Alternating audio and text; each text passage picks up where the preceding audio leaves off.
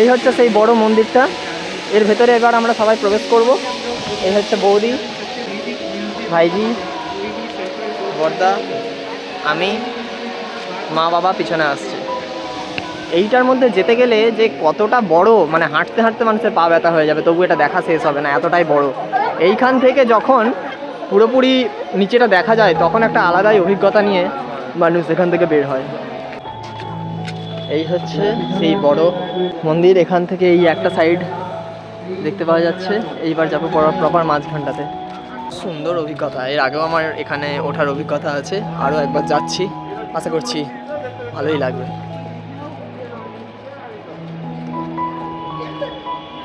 ছেলেদের দেখেছো কোনো ভিড় নেই, ওখান থেকে একটা রঙ্গোলি দিচ্ছে। হ্যাঁ, বৌদি বসে পড়েছে, আর যাওয়া সম্ভব নয় মনে হচ্ছে।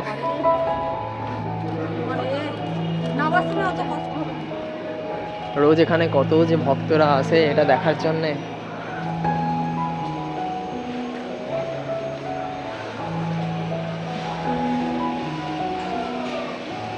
এখানে বলে দিয়েছে যে restricted area, work in progress.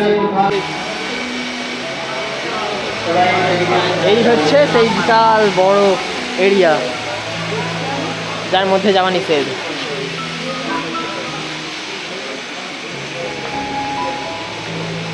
আগে তাও অনেকটা ভেতর অবধি যেতে দিত, এখন সেটাও দেয় না।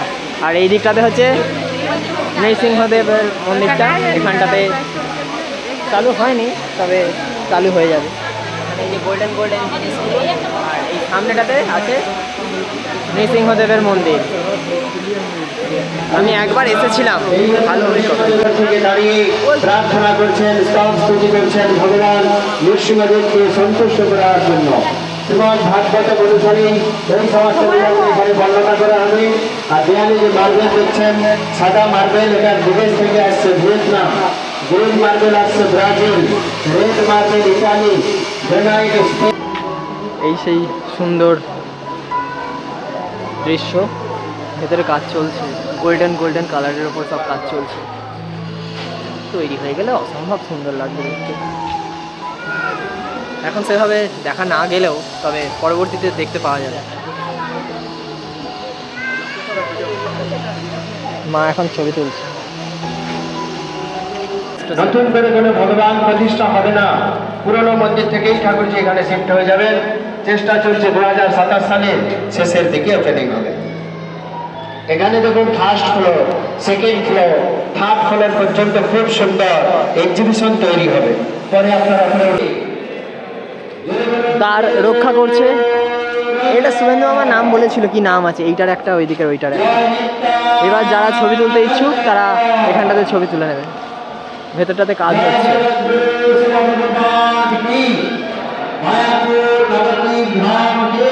এইটা সামনের দিকটা হবে। এইখানে সমস্ত বিবরণগুলো দিচ্ছে, ঠিক আছে? এই বিবরণ দেওয়ার পরেই সঙ্গে সঙ্গে এখান থেকে বার করে দেবে।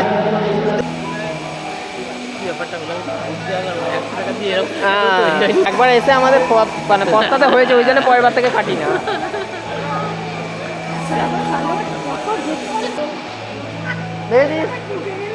হোক না, রিস্ক নিতে হবে। কি সুন্দর এখানে দেখো কারুকার্যগুলো করা।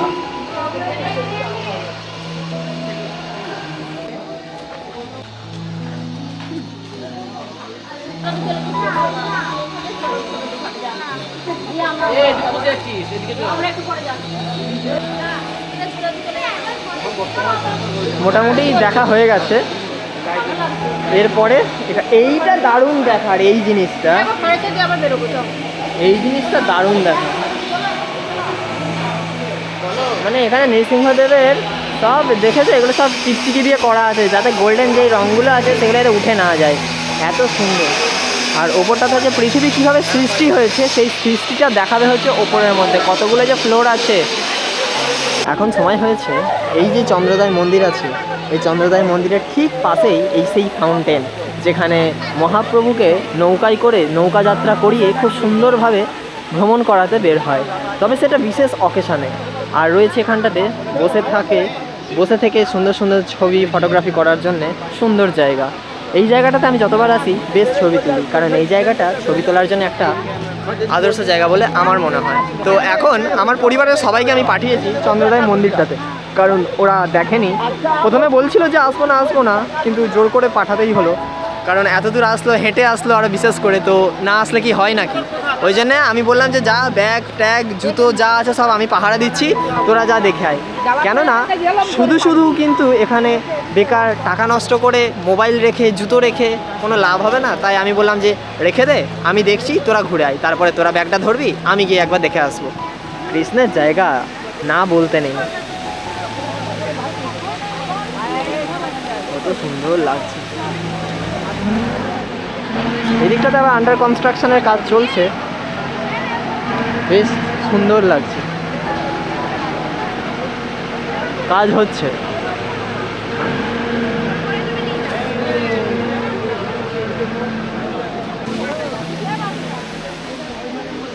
এখন বিকেল গড়িয়ে সন্ধ্যা নামার সময়। চলে এসেছি চন্দ্রোদয়ের মন্দিরে এই অপরূপ সুন্দর দৃশ্য দেখার জন্য। যদিও এর ভেতরটাতে আমি প্রবেশ করিনি, আমার পরিবারের লোকজন প্রবেশ করেছে। এই কারণেই বলছি যে যাতে তারা দেখতে পারে। আমি তো বহুবার এসেছি, তো এরপরে আমার পরিবারের লোকজন ব্যাগপত্র এই সমস্ত নিয়ে তারা দাঁড়াবে, আমি একবার টুক করে গিয়ে দেখে চলে আসবো। কত সুন্দর এরিয়া নিয়ে, কত বড় জায়গাটা নিয়ে এই মন্দিরটা, তোমরা আশা করছি বুঝতেই পারছো। আর এই মন্দিরটা দেখার একটা আলাদাই মাধুর্য, সেটা হচ্ছে ঠিক এই বিকেলবেলার টাইমিংটাতে। এই যে অপরূপ সুন্দর দৃশ্য, আর এদিকে বড় সেই ইস্কন মন্দির, আর এই ইস্কন মন্দিরের সাথে সাথেই রয়েছে সুন্দর চন্দ্রোদয় মন্দির। এই চন্দ্রোদয় মন্দিরের ঠিক পাশেই আবার এখন কত সুন্দর রঙ্গোলি দেওয়া হচ্ছে।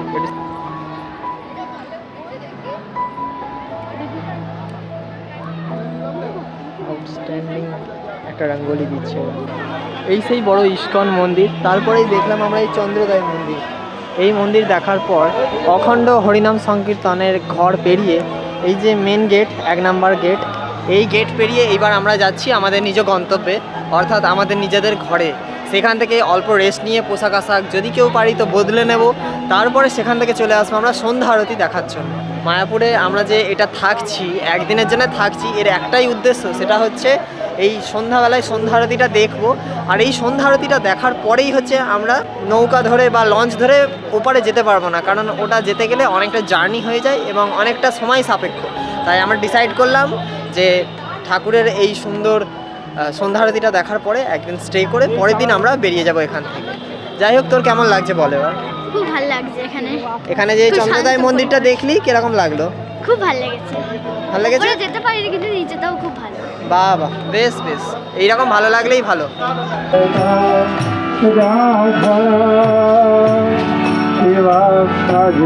গৌরা বাতারেন্দা কৃষ্ণ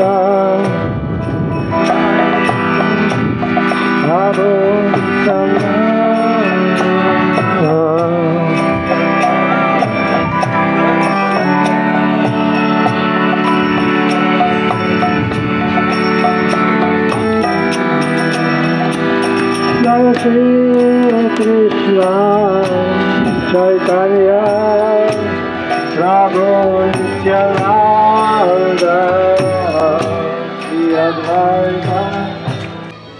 অবশেষে চলে আসলাম গোবিন্দ দাস প্রসাদম, এখানে আসলাম। এখানে এসে আমরা খাবো হচ্ছে হার্বাল টি। খুব সুন্দর এখানে পরিবেশটা, কত সুন্দর ডেকোরেশন করা। এবার এখানে দেখি কি খাওয়া যায়। এই হচ্ছে হার্বাল টি। বাবার কেমন লাগছে? মিষ্টি প্রচুর। না, মিষ্টিটা ওটা সাইডে রাখো, ওটা ছাড়া কেমন লাগছে?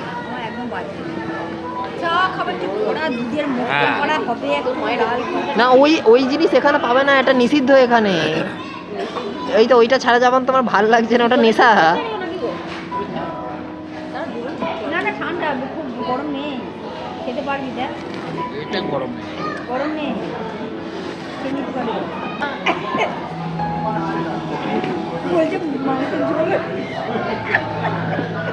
কি তো দাদা কেমন লাগছে? আরেকটা যে তোর অলিও বেরার যে পাতা জল দিয়ে তুলসি পাতা দিয়ে একদম ইয়ে করে দিয়ে একটা চা করে। এটা দুধ দিয়েছে।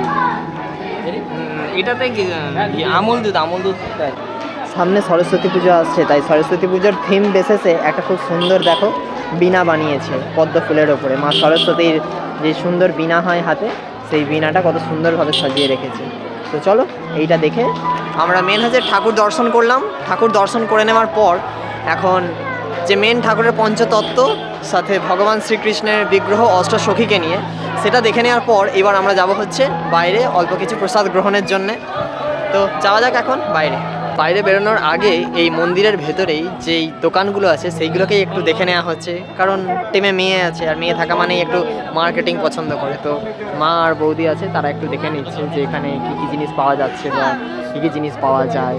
বিশেষ করে গোপী ড্রেস, কৃষ্ণ ঠাকুরের জিনিস, বাঁশি, কৃষ্ণ ঠাকুর যা যা যাবতীয় জিনিস ব্যবহার করেন সেই সমস্ত ইত্যাদি ইত্যাদি জিনিস এখানে পাওয়া যায়। আর রয়েছে এখন ঠিক এই চন্দ্রোদয় মন্দির, ঠিক তার পাশের এই রাস্তাটা দিয়ে এখন যাচ্ছি। দাম বেশ অনেকটাই বেশি। যাবো এরপরে আমরা বাইরেটাতে একটু খাবার দাবার খাওয়ার জন্য, পেট ভরে তো অনেকক্ষণ হলে কিছু খাওয়া দাওয়া হয়নি, তো সেই জন্য একটু আমরা বাইরেটাতে যাব। তো তার আগে এদিকটা একটু ঘুরে নিই। ফুচকা, মায়াপুরে এসেছি আর ফুচকা খাবো না, এটা তো হতেই পারে না। কেমন খেতে ফুচকার টেস্ট? রেস্টুরেন্টে যাচ্ছি। আমাদের একটা করে দিয়ে দিয়ে দেন। সরি হ্যাঁ, কথা বলতে বলতে বেরিয়ে গেছি। কিরণ দাদা একটা দাদা ওটা জল দিন, জল দিন। ওটা ইয়ে ছোটনকে দে, জল ছাড়া খাবো। জল দাও।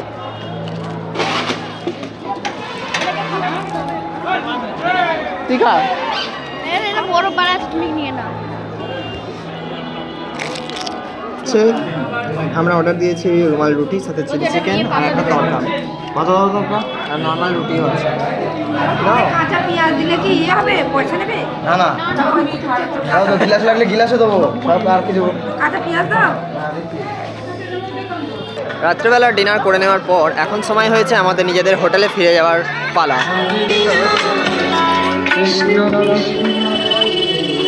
ভোজনালয়, মাফির বিরিয়ানি। এখানে বিভিন্ন রকমের চাদর থেকে শুরু করে জিনিসপত্র রয়েছে, যে যেমন মার্কেটিং পছন্দ করে সে সেখান থেকে কিনে নিতে পারে। এইমাত্র ঘরে আসলাম, আজ সারাদিন কেমন কাটলো সেটা টোটালটা তুলে ধরলাম এই ভিডিওর মাধ্যমে। Good morning from Mayapur, day 2। আজকে আমাদের চেক আউট করে নিতে হবে এই ঘর থেকে, সুন্দর ঘর থেকে আমাদের বিদায় জানাতে হবে। তো সকালবেলা তো হয়েই গেছে, আমি একবার এখান থেকে ভিউটা দেখাই। কাল রাত্রেবেলায় ঠিক সেভাবে দেখানো হয়নি, আজকে একবার দেখাই। এইখান থেকে সেই অপরূপ সুন্দর মায়াপুরের দৃশ্য। এখন ঘড়িতে বাজে 8:30। তো এইরকম সুন্দর একটা টাইমে এই সুন্দর একটা সকালের দৃশ্য আমাদের দেখাচ্ছি। আমরা আছি নামহট্ট ভবনে, এইখান থেকে সরাসরি একদম ভিউ দেখতে পাওয়া যাচ্ছে বিশ্বের বৃহত্তম মন্দির ইসকন। এই হচ্ছে আমাদের রুমের চাবি। সকাল সকাল চেক আউট করে নিয়েছি। এইবার যেটুকু আমাদের ফর্মালিটিস আছে সেগুলোকে পালন করে নেওয়ার পর আমরা এখান থেকে চাবি দিয়ে সাইন ফাইন কী করতে হবে জানি না, সেগুলো করে নেওয়ার পর চাবি দিয়ে দিতে হবে। তারপরে আমরা বেরিয়ে যাবো এখান থেকে। অল্প বিশদ একটু হেঁটে নেওয়ার পর, সাইডে দেখার পর বেরিয়ে যাবো এখান থেকে। তো শুরু হয়ে গেছে, সকাল শুরু হয়ে গেছে। এক কাপ মিষ্টি, চায়ের এটা চিনি ছাড়া কোনটা? আরেকটা দেবে। সকালটা শুরু হলো মিষ্টি, 1 কাপ চা দিয়ে, নেসক্যাফে।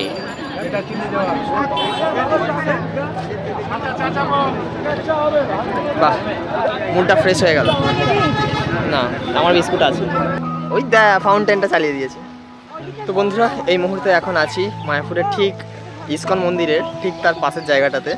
তো সেই পাশের জায়গাটাতেই রয়েছে খুব সুন্দর একটা ফাউন্টেন, আর অনেক বসার জায়গা আছে, যে যেমনভাবে বসে নিজেদের সময় কাটাতে পারে। ওখানে বাবা মা আছে, বাবা মায়ের ছোটো ছোটো ব্যাগগুলোও আছে, তারা আস্তে আস্তে নিয়ে যাচ্ছে। আর ওদিকে দাদা বৌদি আছে। আর এখানটাতে রয়েছে একটা খুব সুন্দর ফাউন্টেন, যেই ফাউন্টেনের সামনে মানুষ এসে অনেক ছবি, ফটোগ্রাফি তোলে। আমি একটু কাছ থেকে তোমাদের দেখাই, তাহলে তোমাদের দেখতে সুবিধা হবে। খুব সুন্দর ফাউন্টেনটা লাগছে, দেখো।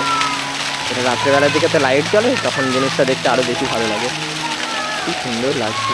এই দেখো, আবার একটা বক্স ছিল, উড়ে গেল। এটা হচ্ছে পদ্ম ফুলের ওপর থেকে ফুল ফুটছে, এইরকম একটা সুন্দর জিনিস রয়েছে। এখানে যদি রঙিন মাছ থাকতো তাহলে জিনিসটা দেখতে আরও বেশি ভালো লাগবে, কিন্তু রঙিন মাছটা ঠিক নেই। যাই হোক, সবাই আছে এখানে, সবাই ঘুরছে, বেশ ভালো লাগছে।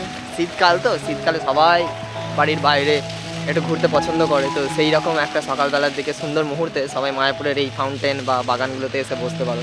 যেহেতু শীতকাল, তো সেই শীতকালের মধ্যে কিন্তু অনেক ফুল গাছের চাষ হয়েছে, অনেক বিভিন্ন রকমের ফুল এখানে দেখতে পাওয়া যাচ্ছে। সব মিলিয়ে যেন একটা আলাদাই অনুভূতি। হ্যাঁ, অনেক ছবি তোলা, ভিডিওগ্রাফি করা। কেমন লাগলো তোমার? খুব ভালো লাগলো, মনটা একবার খুশ হয়ে গেল। রাধার ড্রেস মায়ের সুন্দর লাগছে। খাওয়া দাওয়া বাইরে হবে, আজকের খাওয়া দাওয়াটা বাইরে হবে। এবার আমাদের ছবি তোলাও হয়ে গেছে, অনেক ভিডিওগ্রাফি হলো। এবার এখান থেকে সরাসরি আমরা বাইরে চলে যাব। কত আনন্দ, কত স্মৃতি। এই যে দেখতে পাচ্ছ, এই যে বাঁ দিকের মন্দিরটা আছে, এইখানটাতেই হচ্ছে ভগবানের সেই নিদর্শন আছে, সেই সুন্দর বিগ্রহ আছে, পঞ্চতত্ত্ব আছে, ভগবান শ্রীকৃষ্ণ মাঝখানে আছে এবং তার সখারা তারাও পাশে আছেন। তো তার ঠিক পাশটাতেই আবার রয়েছে হচ্ছে ভগবান শ্রীকৃষ্ণ তার অষ্টসখীর সাথে, তো সেই বিগ্রহও রয়েছে। তো মোটামুটি আমাদের দেখা কমপ্লিট হয়ে গেছে। এবার এখান থেকে আমরা বিদায় নিচ্ছি। কত সুন্দর শীতকাল বলে ফুল ফুটেছে চারিদিকে, মানে ফুল সব এগুলো পরিচর্যা করার লোকজন আছে, এগুলো পরিচর্যা করে বলেই কিন্তু খুব সুন্দর লাগে দেখতে।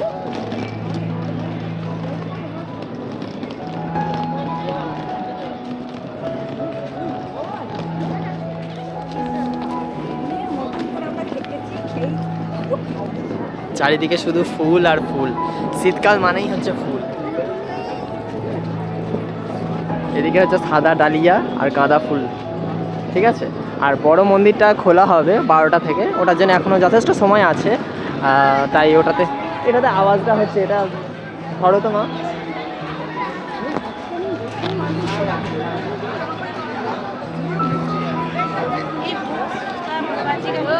রাত্রেবেলার দিকে বা বিকেলবেলার দিকে ঠিক এই জায়গাটাতেই হয় হচ্ছে নাম সংকীর্তন, ঠিক আছে। এই জায়গাটাতেই কালকে দেখে আমি নাচ করলাম, আমার ভাইজি নাচ করলো, সবাই এই জায়গাটাতে নাচ করা হয়। এখানটাতে খুব সুন্দর সংকীর্তন করা হয় বিকেলবেলার দিকটাতে। যাই হোক, এখানে একটা টিপ বোধহয় যাচ্ছে, ওখানে গল্পের আকারে বলছে এই বড় মন্দিরটা তৈরি হওয়ার পিছনে কারণ এই যে এত সুন্দর টাইলস তোমরা দেখতে পাচ্ছ যেগুলো দেওয়ালের মধ্যে লাগানো, তারপর ভেতরে তো আলাদাই সুন্দর আছে, যেটা তোমাদেরকে অলরেডি আমি দেখিয়েছি।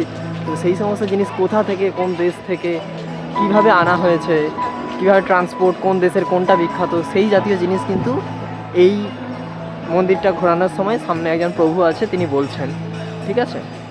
তো ওপরে যখন ওঠা হচ্ছে ঠিক তার এই পিছনের এইগুলো মানে কি বলবো, এতটাই ছোট ছোট মনে হচ্ছে এবং এতটাই সুন্দর মনে হচ্ছে ওপর থেকে দেখলে, এক আলাদা অনুভূতি। বিশেষ করে এখন শীতকাল তো, ওপরে আরও বেশি হাওয়া দিচ্ছে, দারুণ লাগছে, এক আলাদা অনুভূতি, তোমরা না আসলে বুঝতে পারবে না। তো অবশ্যই আসো বড় মন্দিরটাতে, একবার অন্তত তোমরা যাও, দেখো কতটা সুন্দর লাগবে। এটা তৈরি হওয়ার পিছনে কত বছর ধরে এদের প্রচেষ্টা চলে যাচ্ছে, সেটা দেখার জন্য একবার অন্তত আসতে হবে মায়াপুর।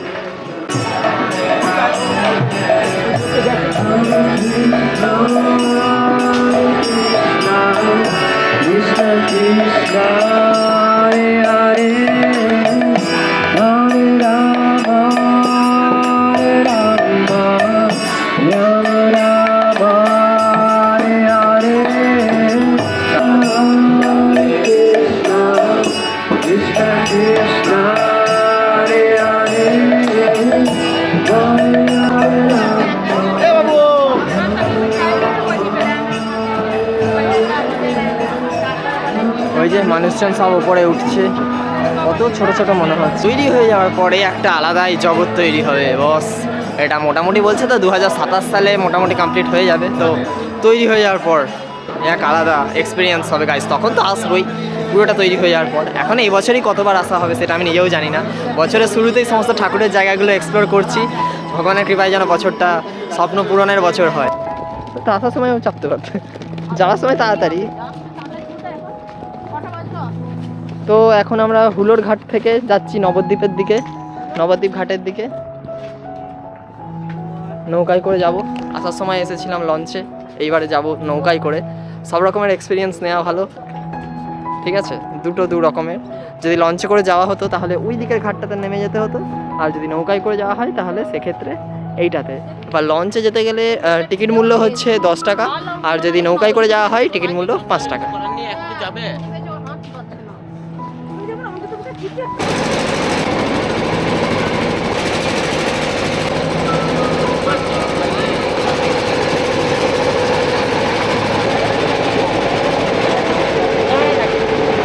যে যা দেখতে দেখতে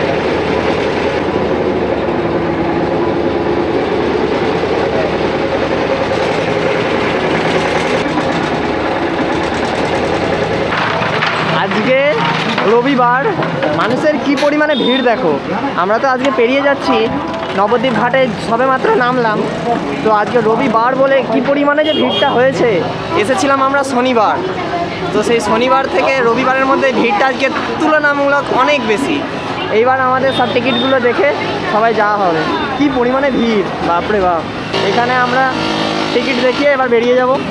তো বন্ধুরা, এখন আছি আমি নবদ্বীপে এখন খাবার খাবো, কলকাতা হাজি বিরিয়ানি। এখানে বিরিয়ানি ট্রাই করবো। তোমাদের কি খাওয়া হয়ে গেছে?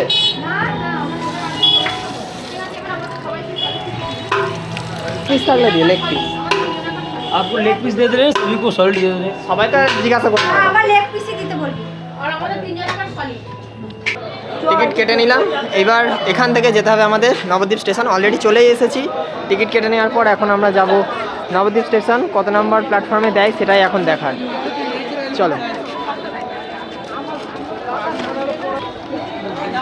কোথাও যাওয়াটা যতটাই আনন্দের, সেখান থেকে ফেরাটা ঠিক ততটাই কষ্টের।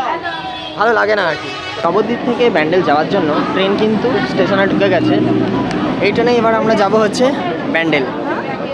ট্রেনের ভিড় সেভাবে না থাকলেও তবুও দেখা যাক, ভালো রকমের ভিড় দেখতে পাওয়া যাচ্ছে। ব্যান্ডেল থেকে সরাসরি ট্রেন ধরে, ব্যান্ডেল বর্ধমান ট্রেন ধরে চলে আসলাম নিজের স্টেশন দেবীপুর।